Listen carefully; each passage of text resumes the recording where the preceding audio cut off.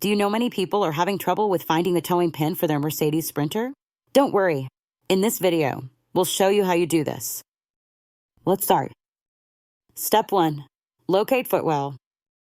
Start by reaching the front passenger footwell area of your Sprinter. Step 2. Find toolkit. Identify the vehicle toolkit stored within this passenger footwell area. Step 3. Open toolkit. Open the toolkit to access the assortment of tools inside.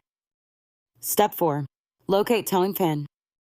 Look for the towing pin stored securely within the toolkit. Step 5. Retrieve pin. Retrieve the towing pin to use it for your towing needs. Now you should be able to easily find and access the towing pin on your 2022 Mercedes-Benz Sprinter. Still need help? Visit our website for the complete manual. There you will also find questions and answers from other Mercedes-Benz users. Did you find this video helpful?